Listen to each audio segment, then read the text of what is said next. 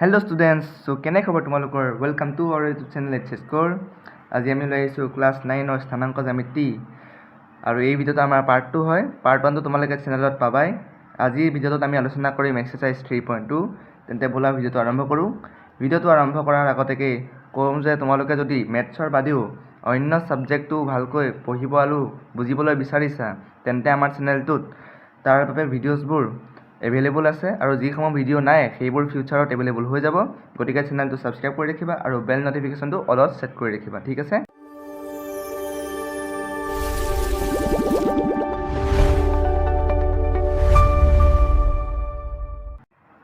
Friends 3.2 আলোচনা কৰাৰ আগতে আমি পাৰ্ট 1ত কি পঢ়িব পাৰিছিলোঁ এবাৰ ৰিভাইজ কৰি লওঁ, ঠিক আছে? আমি পাৰ্ট 1ত পঢ়িব পাৰিছিলোঁ x স্থানাংকক কোৱা হয় ভুজ সূচকা হ'ব আৰু y স্থানাংক কোৱা হয় পুটি, ঠিক আছে? আৰু পঢ়িবলৈ পাইছিলোঁ এটা বিন্দু ধৰি লোৱা p বিন্দু, ইয়াৰ স্থানাংক আমি x আৰু y এনেকৈ লিখিব পাৰোঁ, য'ত x টো হৈ গ'ল x ৰ স্থানাংক, y হৈ গ'ল y স্থানাংক, ঠিক আছে? আৰু x ৰ স্থানাংক y স্থানাংক কি? যদি এটা গ্ৰাফ আঁকো, এইটো p বিন্দু, তেন্তে x ৰ স্থানাংক হ'ব এই y অক্ষৰ পৰা কিমান একক দূৰত্বত আছে, আৰু যদি y স্থানাংক চাওঁ x অক্ষৰ পৰা কিমান দূৰত্বত আছে, ঠিক আছে? মানে উল্টাটো, এইটো x অক্ষ,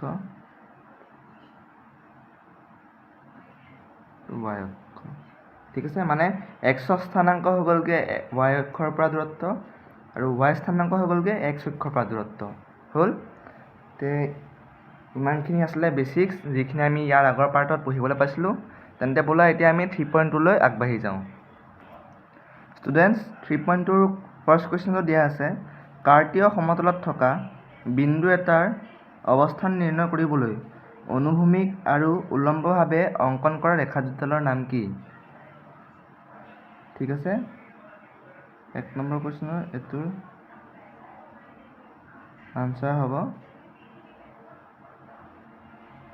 x অক্ষ আৰু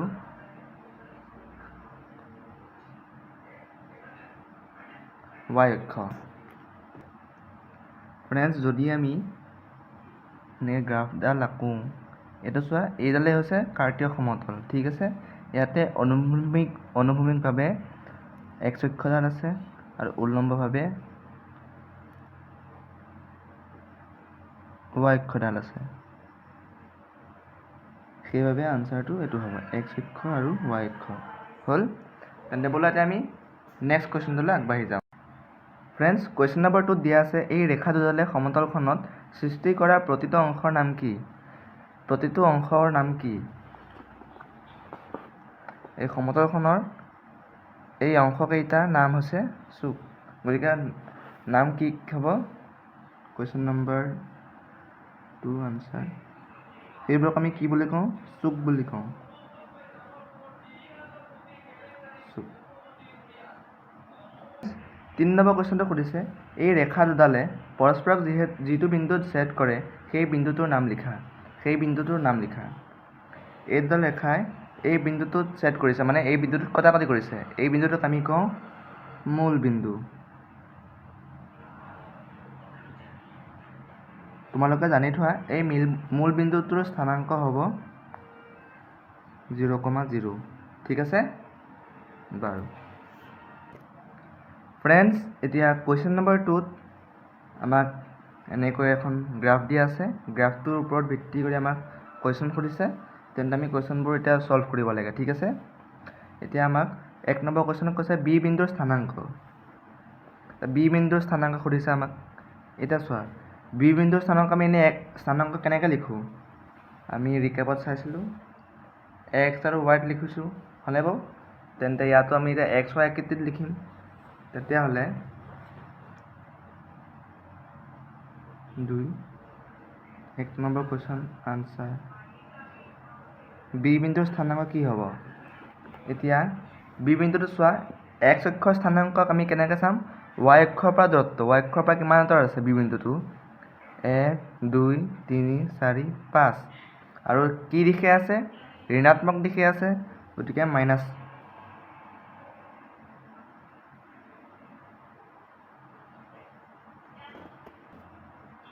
ফ্ৰেণ্ডছ এতিয়া আমাক কুৱেশ্যন নম্বৰ 2 সলভ কৰিব লাগে কুৱেশ্যন নম্বৰ 2 আমাক কিছুমান কুৱেশ্যন সোধা আছে আৰু তলতে গ্ৰাফ এটা দিয়া আছে এই গ্ৰাফটোৰ ওপৰত চাই আমি কুৱেশ্যনবোৰ সলভ কৰিব লাগিব ঠিক আছে তেন্তে হলে বলা কুৱেশ্যন নম্বৰ 1 আমাক সুধিছে বি বিন্দুৰ স্থানাংক 2 নম্বৰ 1 নম্বৰ কুৱেশ্যন সুধিছে আমাৰ বি বিন্দুৰ স্থানাংক এটা বি বিন্দুৰ স্থানাংক আমি কেনে কলে আমি আগতে পাইছিলো ইয়াৰ আগৰ পাৰ্টত আমি আলোচনা কৰিছোৱে x অক্ষৰ স্থানাংক y অক্ষৰ স্থানাংক লিখিব লাগিব এটা x অক্ষৰ স্থানাংকটো কোন দিশে আছে ঋণাত্মক দিশে আছে আৰু কেই ঘৰ আগত আছে y অক্ষৰ পৰা 1 2 3 4 5 তেন্তে x অক্ষৰ স্থানাংক হৈ যাব -5 ঠিক আছে আৰু একেদৰে যদি আমি y স্থানাংক চাব লাগে y স্থানাংক চাব লাগে তেন্তে আমি চাম x অক্ষৰ পৰা কিমান দূৰত্বত আছে এতিয়া x অক্ষৰ পৰা আছে দুঘৰ দূৰত্বত আছে আৰু কি দিশে আছে ধনাত্মক দিশে আছে তেন্তে হলে এটো হৈ যাব +2 বা 2 এটো হৈ যাবগে 1 নম্বৰ কোৱেশ্যনটো আনসাৰ 2 এৰ 1 ৰ আনসাৰ ঠিক আছে এতিয়া 2 এৰ 2টো 2 এৰ 2টো সুধিছে c বিন্দুৰ স্থানাংক একেদৰে আনসাৰ c বিন্দু কোনটো এটো এতিয়া এটো y অক্ষৰ পৰা কিমান দূৰত্বত আছে সেইটো চালে x স্থানাংক লাব তেন্তে চাই লওঁ 1 2 3 4 5 আছে আৰু কোন দিশে আছে ধনাত্মক দিশে আছে তেন্তে কি হৈ যাবগে +5 আহি যাব আৰু y অক্ষৰ মানে কি কয় y স্থানাংক লিয়াবৰ কাৰণে আমি কেনেকৈ চাম x অক্ষৰ পৰা দূৰত্ব কিমান দূৰত্বত আছে 1 2 3 4 5 আৰু কোন দিশে আছে ঋণাত্মক দিশে আছে কি হ'ব -5 হৈ গ'ল ঠিক আছে একেদৰে এতিয়া আমাক 3 নম্বৰ কোৱেশ্যনত আমাক কি সুধিছে চাওঁ বলা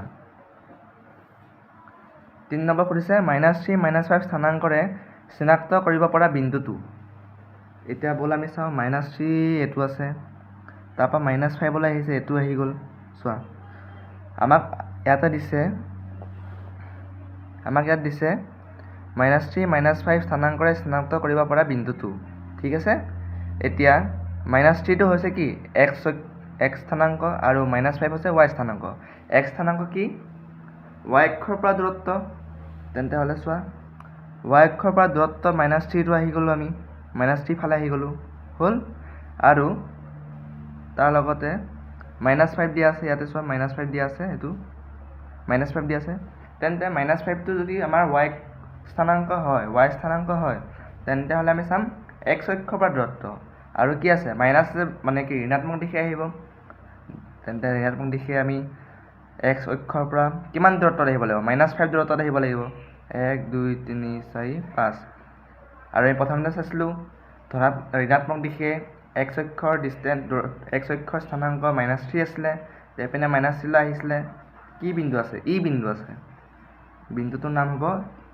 ই তেন্তে চিনাক্ত কৰিব বিন্দুটো কি হয় ই হয় তোমালোকে ভালদৰে লিখি লবা মই খালি তোমালোকক এটা শৰ্টকৈ লিখি দিছো ঠিক আছে একেদৰে কোৱেশ্যন নম্বৰ 4 টো দিয়া হৈ আছে ইয়াতে 2, -4 স্থানাংক একেদৰে আমি চাম ইয়াতে 2, -4 কেনেকৈ চাম আমি x স্থানাংক দিয়া হৈ আছে 2 আৰু y স্থানাংক দিয়া হৈ আছে -4 তে x 2 আহি গলগে y অক্ষৰ দূৰত্ব 2 আৰু x ৰ পৰা -4 দূৰত্বত হয়নে g point Question number 4 answer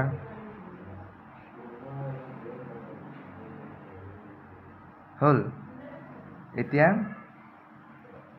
4 টো হৈ গল 5 6 7 8 ডি বিন্দুটোৰ ভুজ মানে কি আছিলে x অক্ষৰ স্থানাংক তেন্তে ডি বিন্দুটোৰ x অক্ষৰ স্থানাংক কি হ'ব y অক্ষৰ পৰা দূৰত্ব কিমান দূৰত আছে 6 গতিকে এটো হৈ যাব কি 6 একক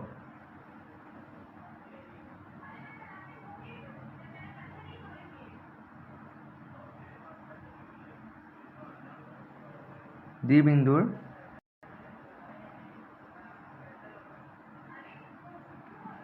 ভুজ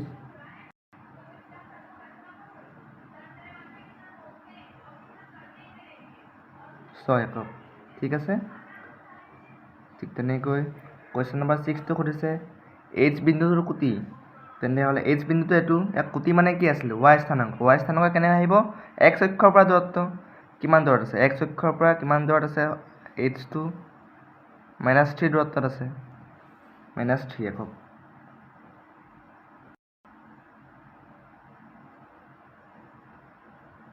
সৰি ইয়াতে একক নাহিব এককটো দূৰত্ব বুজাই দিয়ে একক নিলিখো আমি স্থানাংক লিখিব দিছে আৰু ভুজ হৈছে x স্থানাংক 6 ইয়াত আৰু তেনেকৈ কুৱেশ্যন নম্বৰ 6ত আমাক যেনেকৈ সুধিছিলে h